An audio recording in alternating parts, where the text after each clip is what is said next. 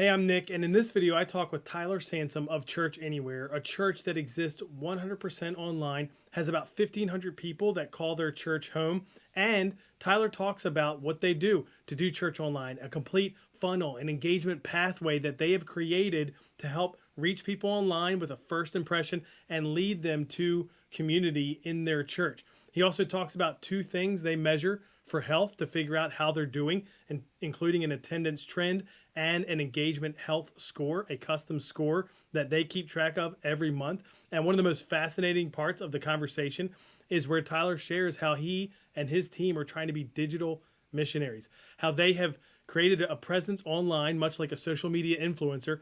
And for example, how in 1 month, or actually might have been 1 week, where they had 57,000 views of some of their online content across different platforms, and how that led to 135 conversations with people who decided that they wanted to talk with a pastor and be prayed for. So it's just a great insight into the strategy that they're using with Church Anywhere.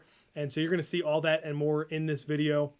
This video is part of bonus content related to the new digital church course. If you want to figure out how to leverage online better to reach and disciple more people in your church, check out newdigitalchurch.com. Go ahead and subscribe to this channel if you want to see the other videos related to this series, and give this a like if this is helpful to you.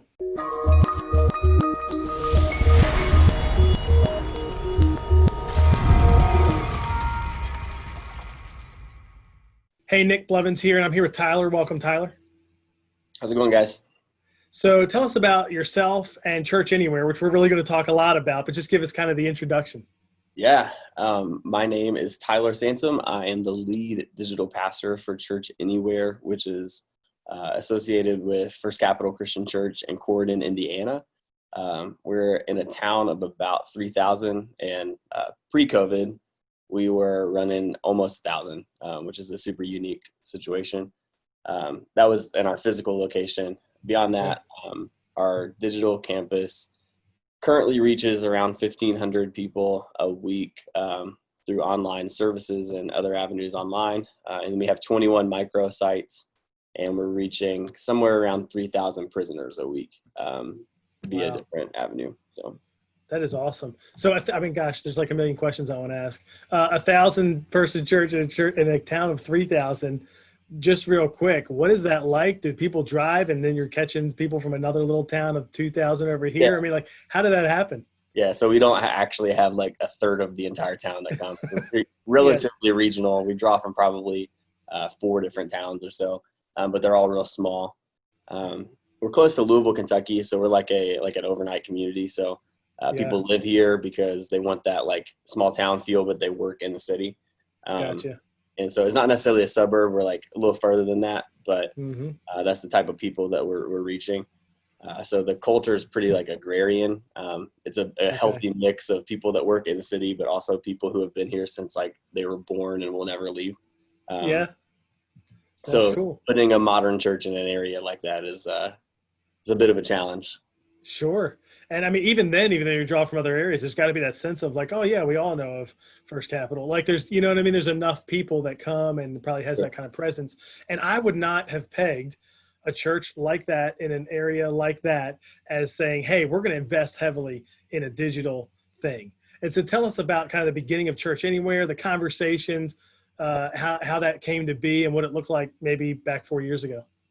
Yeah, so actually about 5 years ago, we started streaming online. Like early on when churches were just experimenting with like live streaming and stuff like that. We did it because we're located on the back end of a dead end street in the absolute worst part of town possible. Like it's funny, we're off of a state road, and the state road won't even let us have a church sign out like in front. So nobody can find us unless they know we're back here. So we just streamed in order to hopefully like let our community know that we exist, that kind of thing. And we were using a cell phone at the time, like just like one cell phone in the back of the room. And that was like the beginnings of it. We didn't even have high-speed internet at that point. So when we decided, like when people started watching, we were like, we need to make this better than a cell phone video. So we invested in some like actual gear. we ended up having to record our Saturday night service and like multi-track the audio, post-produce everything, and then we drove to our worship pastor's house in between services on Sundays in order to stream it because our internet was so slow. So we did that for like a year, and then we finally we literally had to have a fiber company. We paid for them to build the like way to get to our church, so it cost us like a crazy amount of money to get high-speed internet. Finally Oh, got it, nice. and then we went live. And So that was, and this isn't like 2005. I mean, this is like 2015, 16, like when, broadband and high speed and all that was a little more prevalent. Yeah. we had 1 megabyte download speed. So Yeah. Which is like worse than your cell phone oh yeah, that's for why most we were people. using the cell phone. It was way faster. That's funny. And Yes. that was kind of the beginnings of that. And then how to get to like Church Anywhere, and it's, it's almost this separate campus, and I don't even want to say church, but location, and Mhm. it's under the banner of First Capital, but there's the physical in person, and then there's Church Anywhere. How did that come about? Yeah. So we noticed people were watching the stream. When we launched it, I really wanted it to be an online campus and not just like a live video. And so we launched it with like chat hosts and people that were communicating with people online. Like once we finally got internet, that's when we launched like that. And we started seeing like people show up in person because of it. So we were like, okay, well, there's people watching. But then we started having like pockets of people gather in their homes to watch it together. I got to speak at a conference out in Dallas about online ministry about a year into us starting it, just from the perspective of a smaller church that was like doing effective ministry online. And this idea of microsites was being kicked around at that conference. It was like this just kind of like a hypothesis of like, I wonder if somebody could structure people meeting together to watch it, what that would look like. So I brought that back to our leadership and said, this is where we need to go. Like mega churches are talking about this, but in a mega church context, it's a lot harder to pull something like that off than it is in a smaller environment. So we get to experiment. So we started one microsite in someone's home and one in a jail. We do 30 minutes of content and 30 minutes of small groups at each microsite. Once one jail started seeing some life change, the chaplain from another jail heard about it and they wanted to start it there. And then like a state prison chaplain heard about it and they wanted to start it from there. And it just kind of bloomed from there. So we were 21 microsites in at this point. Over the last 3 years, we've baptized almost 300 people that haven't stepped foot in our building. So whether that's through microsites or through the online campus. And so that gave us we've been wanting to start it as a full digital church, like its own entity for a while, but like that life change really gave us the go ahead of God saying like, hey, I'm bigger than you think I am. And so earlier this year, we officially launched Church Anywhere as its own separate entity, and we have 4 people on our staff. That's awesome. So in terms of the microsites, just to give people an idea and give me an idea, I imagine they could be any size in terms of small and even larger, but like, do you have some that are like 20 some? Do you have some that are 3 or 5, or, what does it look like compared to what most people would think of as like a small group? Yeah, so we have 2 tracks of microsites. One is a home-based microsite, which is basically the volunteer campus pastor is a missionary to their neighborhood. So they watch in a home, they do a meal together, and they do small groups together in this environment. We also have a cause-based microsite, that's what we call it. And those are things like jails and prisons where a group of volunteers come together with a common cause, common initiative, and they go minister to those people. So some of them are in like homeless shelters, one's at a youth orphanage, that kind of thing. So it really allows people to be empowered to follow what they're passionate about and lead in that.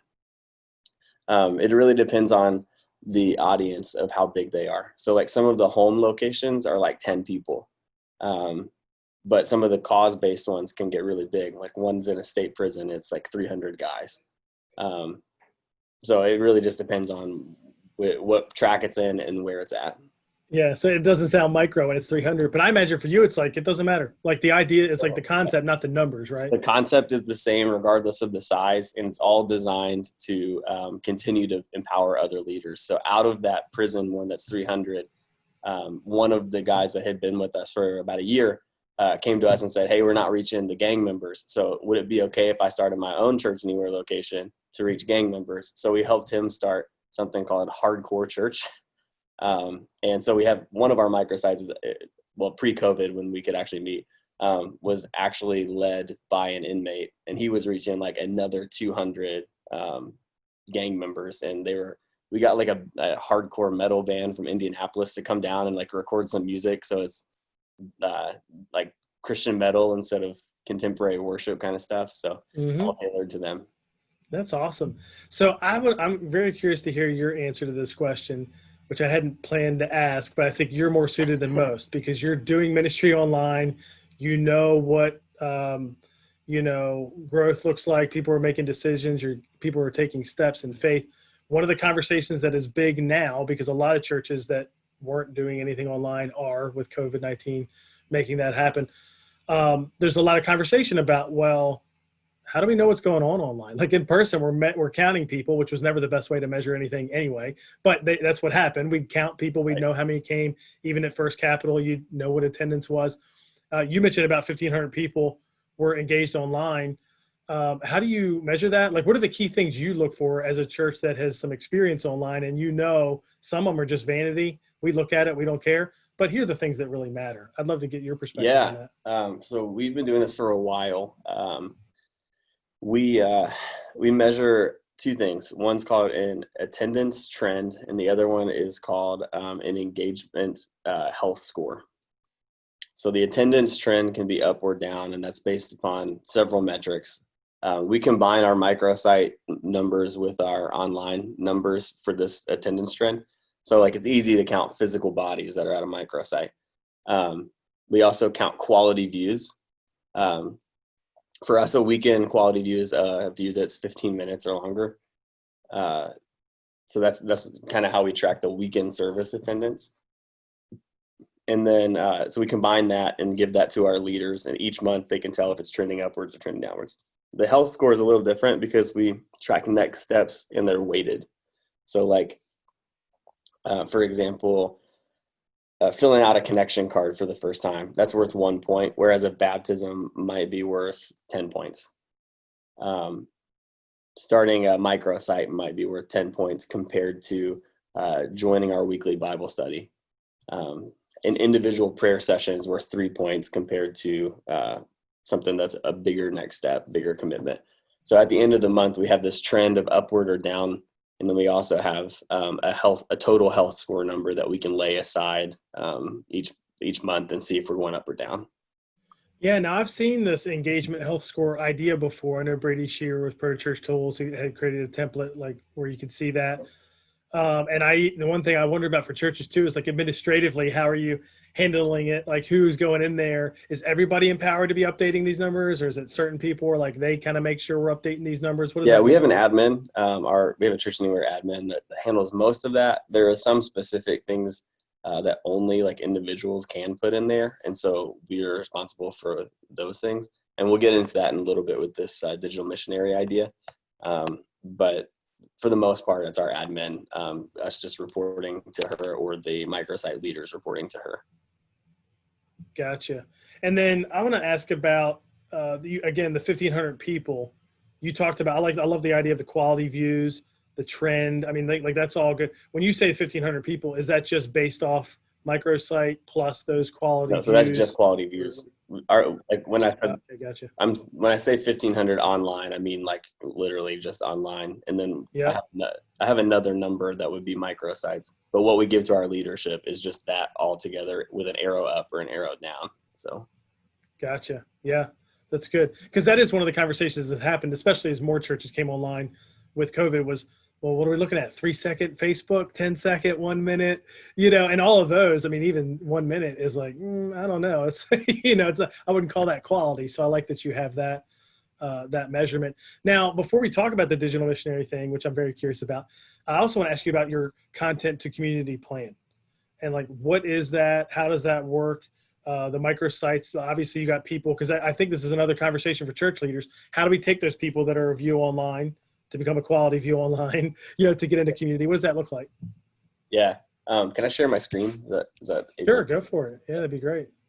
Got a handy little graphic here that is it's super confusing, but it's maybe easier to explain. So You're going to explain it, so it'll be fine, Here right? is our content to community strategy. Look at this. This is great. So we try to, our vision as First Capital Ministries is to help people find and follow Jesus.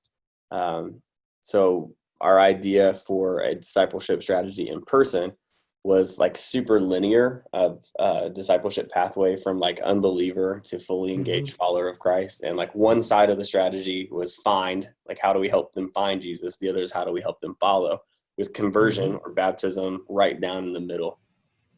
Yeah. Online doesn't really work that way. It's not nearly as linear because there's so many different avenues that people can be reached online. So we figured that a funnel system would be the easiest way for us to organize our thoughts. So at the top of this chart would be content. At the bottom would be community. And we've broken it down into different target audiences and different demographics. So we have specific strategies that are at the top of the funnel that like, could be like really wide, maybe not super churchy strategies, just to get people engaged with what we're doing online. So for example, our online family pastor is like playing video games with kids on Twitch and doing like silly vlog videos on YouTube. But then he's pushing people, pushing these kids towards a Discord group. So a Discord forum to where he can like do specific community elements like Bible studies, prayer, individual prayer sessions, that kind of thing. So each demographic has a funnel to where we try to do like, I'm going to use the word shallow, but it's not necessarily shallow. It's just not like super pointed churchy stuff in order to like grab the people. And then each of these things pushes people towards some form of community. As you get closer to the adult range, you can see that it's an online to offline strategies where we push people to microsites. That's not the ultimate end goal. They don't have to go to a microsite, but if there's a microsite in the area, we'll encourage them to be part of that. That's great. Once they're in the community, we do things like live prayer, live worship experiences. We do a weekly Bible study that goes like 7 days at a time. So you got daily Bible study in these community groups. We even watch movies together on like Netflix watch parties. Really just depends on what's happening that week. So.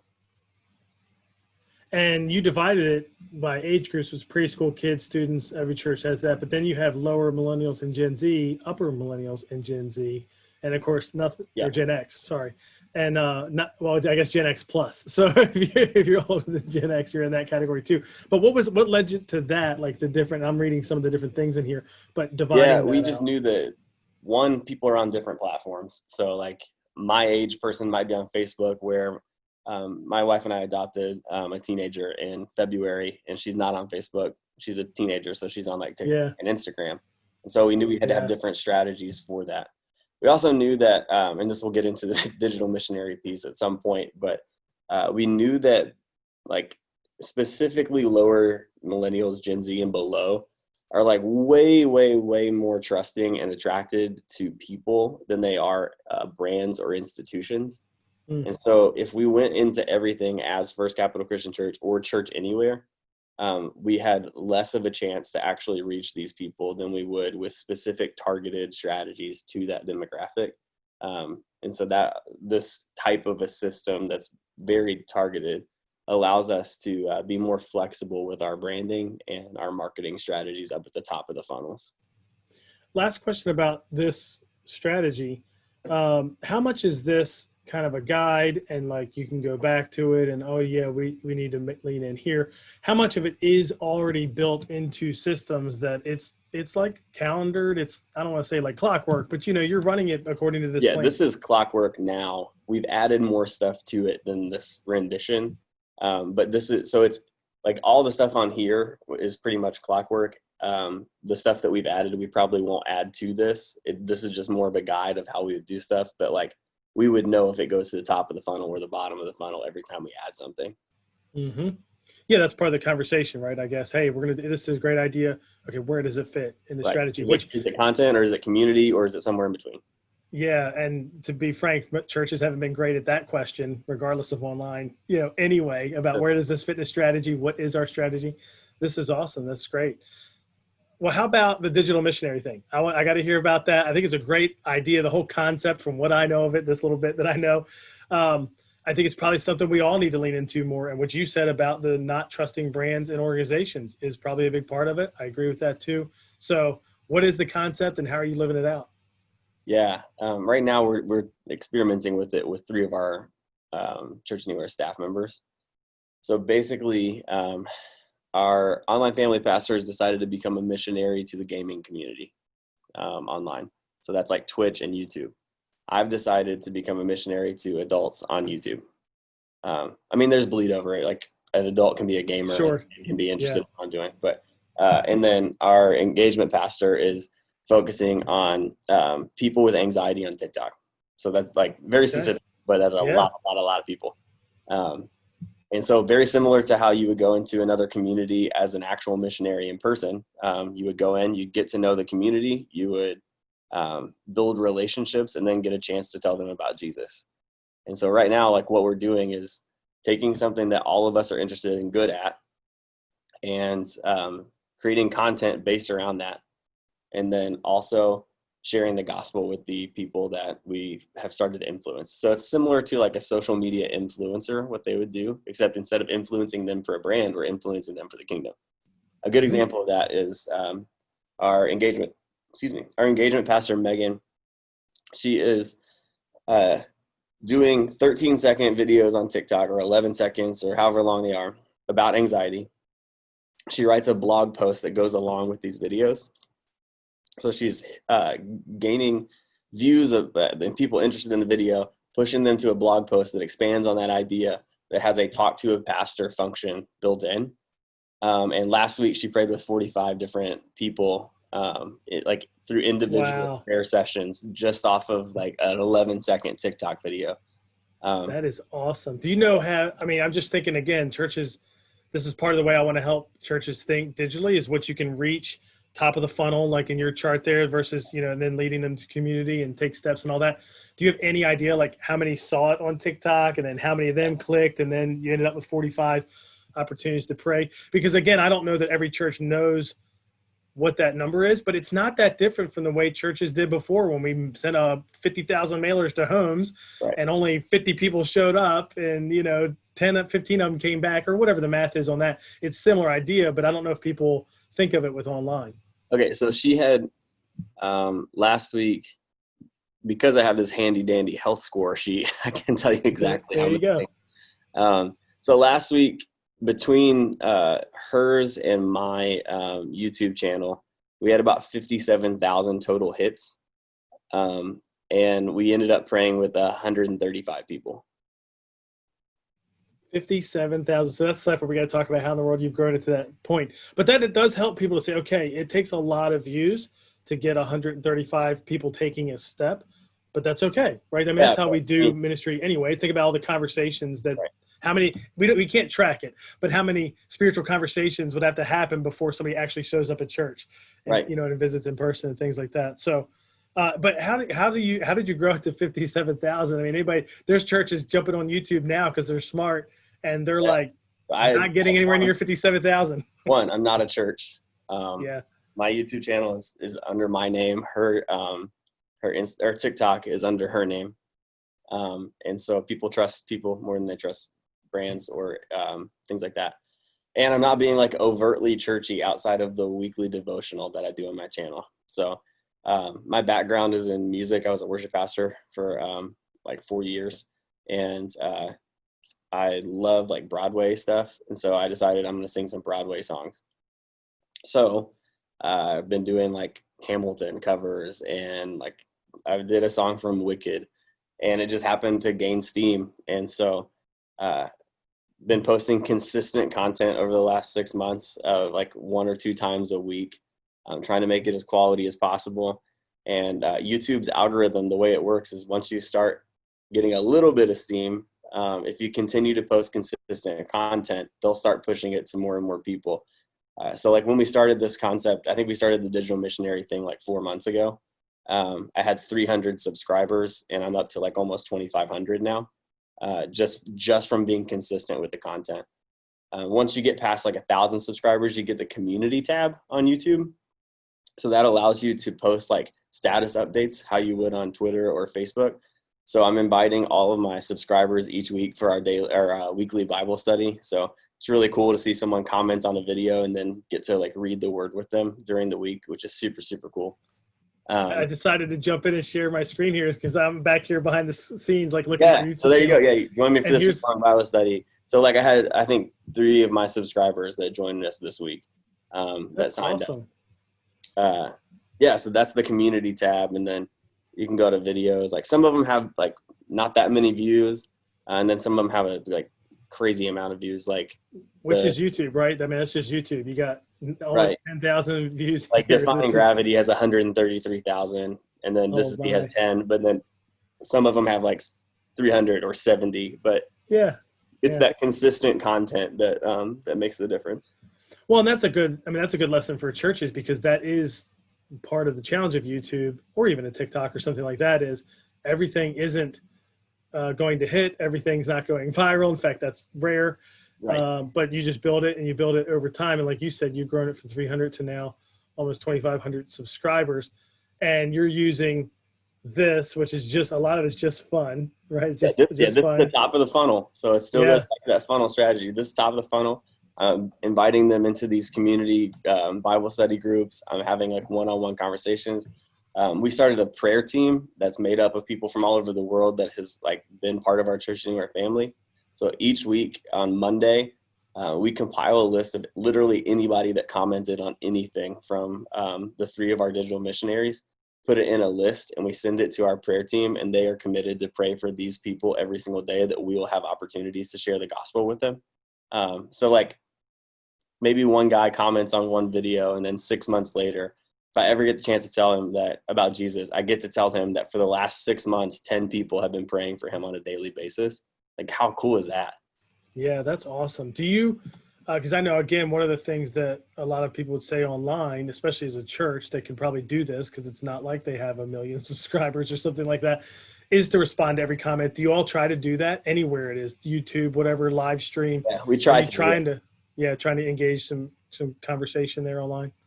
Yeah, we Yeah. do our best to respond to every comment. Sometimes it's hard. So, Sure. Yeah. Well, I'm sure you get trolls and random yeah, things and who knows, bots. I'm well, not even sure, whatever. this cover sucks. Hey, Jesus loves you. Yeah, that's right. That's right. Yeah, that's true. You probably get a ton of those. You're going to get some thumbs down instead of thumbs up on some YouTube videos, which again is just normal. Anything else that you'd add or tell us about with this digital missionary It's just been fun. concept? It's been fun to watch, specifically TikTok. Like, I don't know of anybody really doing ministry on TikTok yet. And somehow Megan has figured out like a specific niche of people that she's connecting with and like continuing to connect with. And it's really exciting. I love the idea of like basically a preview of what the blog post is about with this TikTok video. Like, I'll give you a quick example of one. She took her glasses off and put them in front of her camera, like her cell phone camera, and focused through her glasses and locked it, and then took the glasses away and basically said, now you get to see what it's like through my eyes. And Mm, then the blog post was about like how a lot of times our perspective is shaped by our own eyes instead of like looking at it from someone else's perspective. And then it was like, if you'd like to talk more about that, click this button and we'll connect. It's yeah, just really, that's really so awesome. simple stuff and ways to connect with people online. Well, and even the concept that you're giving people online an easy next step, because you said, what is it? They can pray with a pastor, or Yeah, that talk was to a what you pastor or pray with a talked pastor. about? Yeah. Yeah, and like even that kind of thing for any church that has any presence online, that would be an easy step to implement. Because I think that's one of the things that we all have to learn as church leaders is when people used to attend in person, that was already a big enough step. That next steps after that weren't as big. But online, when they watch for 1 minute, that's not that big of a step. You know, there's a lot of steps between that and I'm going to attend in person or I'm going to talk to a pastor, right? So like, what are the little steps we can put in the middle? I like that you're doing that and And clearly having success. even if they're simple steps, that's Yeah. still a step moving forward in Yep. the right direction. So That's awesome. Anything else you'd add as we wrap up? I love this conversation. I just learned a ton about all this and I love what you're doing. I feel like if we can get, the majority of churches doing these kinds of things over the next 10 years, man, how different would that look? That would be really cool. yeah, I don't have a ton more to add. If anybody has any questions, they can email me or something like that. Cool. And how can they connect with you? YouTube, they just search Tyler Sansom like I did. Anything Yeah. else, Instagram or something you want to point people to? Yeah. So I just got an Instagram, and it's only for, I love photography. My wife's a professional photographer. Don't Okay. tell her I said this. She won't watch this, but I totally taught her everything she knows. But That's awesome. I love like old film photography, and so my YouTube channel is only, or my Instagram is only for old film photography. So you will like not connect with me at all there. I get on like once every 6 weeks. Facebook though, you can connect with me. It's Facebook/real Tyler Sansom. Cool. Awesome. Well, Tyler, thanks for doing this. Thanks for the work you're doing with Church Anywhere. I feel like it's like, you're paving the way for churches that, again, I hope it's like every church or most churches are doing this in the next number of years and certainly over the next 10 years. But you're out there early doing it, have lots of success, reaching people. It's a missionary type of thing, but I hope, unlike maybe missionaries, we always think of that as like this other thing that some people do, that our churches will be like, no, we all need to do this. So thanks for the work you're doing. Yeah, thanks for having me.